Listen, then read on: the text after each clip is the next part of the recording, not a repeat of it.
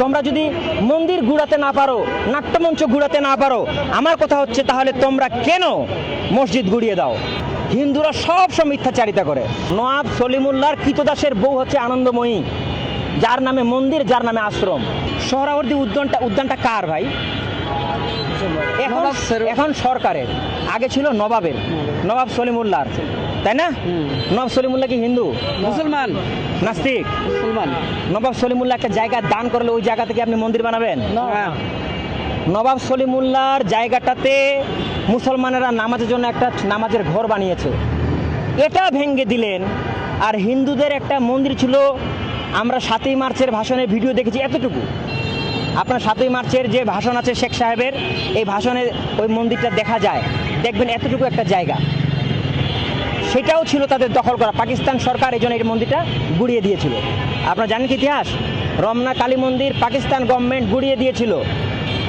গুড়িয়ে দেওয়ার পরে এই মন্দিরের কোনো অস্তিত্বই ছিল না এবং এই জায়গাটাও মুসলমানদের।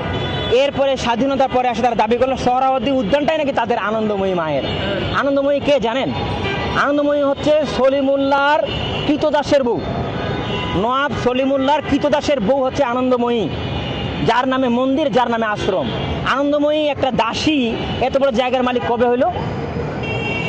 এই বাটপাড়িটা হচ্ছে হিন্দুদের প্রথাগত অভ্যাস।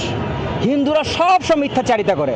যেমন দেখবেন আপনার কত মিডিয়ায় চাউর হয়েছে, এই ইনসাফ কায়েমকারী লোকেরা রথযাত্রার বিরুদ্ধে বক্তব্য দিয়েছে, তাই মেট্রো রেলের ওখানে যে বোম পাওয়া গেছে এটা ইনসাফকারী লোকেরা মিলাই দিয়েছে। আরে উদর পিন্দি বুদর ঘাড়ে। আপনাকে বললাম ভাই আমার হাতে যে রশিটা আছে, ফাঁসির রশিটা আপনার গলার সাথে মিলে যায়, আপনি আসে ফাঁসি দিতে হবে, এরকম তাদের কথা। আমি হিন্দুদের বিরুদ্ধে বললেই কি আমি বোম রেখে দিলাম? ওই শালা মালুনরা নিজে বোম রেখে এগুলো করেছে আমাদেরকে ফাঁসানোর জন্য। বহুত প্রমাণ আছে। হিন্দুরা নিজেরা মন্দির ভাঙে, মিডিয়ায় হাইলাইট করে, নিজেরা ঘর ভাঙে, সরকারের ত্রাণ নেয়। এই রমনা কালী মন্দিরও কিন্তু অবৈধ, এর জায়গাটাই অবৈধ। তারপরেও তারা যদি ছোট্ট জায়গা ছিল অতটুকু থাকতে পারে, তারা পুরো জায়গা জুড়ে মন্দির দাবি করতে পারে না। মন্দির দাবি করতে পারে না, এক। দ্বিতীয় কথা হচ্ছে আনন্দময়ী আশ্রম তো হতেই পারে না। আর এখানে নাস্তিকরা নাট্যমঞ্চ করেছে, নাট্যমঞ্চ তো কখনো হতে পারে না। মুসলমানরা উদ্যানে যাবে, মুসলমানরা উদ্যানে বিশুদ্ধ বাতাস সেবন করবে, ভালো। এখানে ইবাদতের জন্য ইবাদতের জায়গায় থাকতে হবে।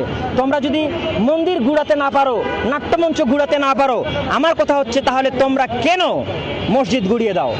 অবশ্যই এই মসজিদটা সরকারকে নির্মাণ করে দিতে হবে এবং মন্দিরকে গুড়িয়ে দিতে হবে।